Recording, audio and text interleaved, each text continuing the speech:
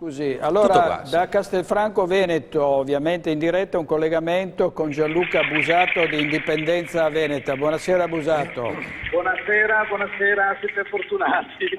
Allora, cosa sta succedendo a Castelfranco? Vi siete collegati in un momento storico per il Veneto, perché abbiamo appena dato l'annuncio della schiacciante maggioranza del quorum raggiunto oggi in Consiglio regionale a Venezia di sottoscrizione di un ordine del giorno di un Consiglio regionale straordinario sull'indipendenza veneta che ha raggiunto la firma di 42 consiglieri.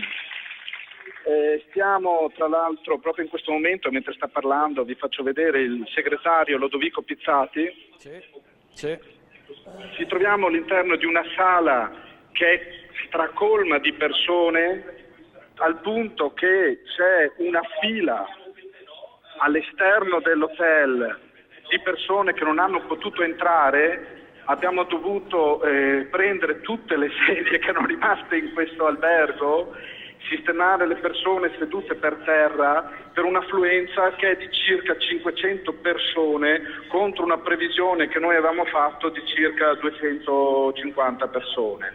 È questo un momento storico per il Veneto che sta vedendo quindi l'affermazione della volontà di indipendenza veneta con una logica trasversale ai partiti, alle ideologie e che sta riprendendo l'intera società civile al punto di entrare anche all'interno delle istituzioni. C'è grande entusiasmo, direttore, qui, grandissimo entusiasmo.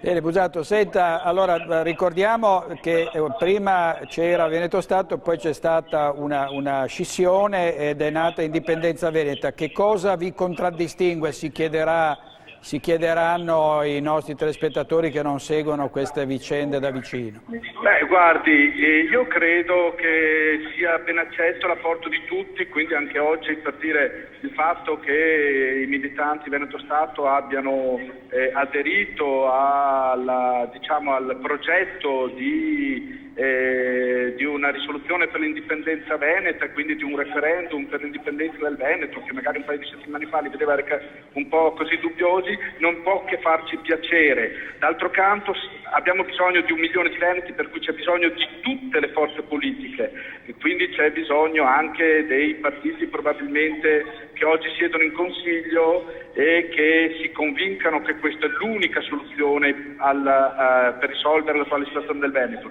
Per quanto riguarda il nostro percorso, è un percorso che in pochissimi mesi, da quando appunto abbiamo fatto la fondazione di Indipendenza Veneta, ci ha visti crescere con una accelerazione incredibile. Oggi cito solo il fatto che eravamo presenti sul Wall Street Journal, il più importante organo finanziario del mondo. Eravamo sul Daily Telegraph qualche giorno fa.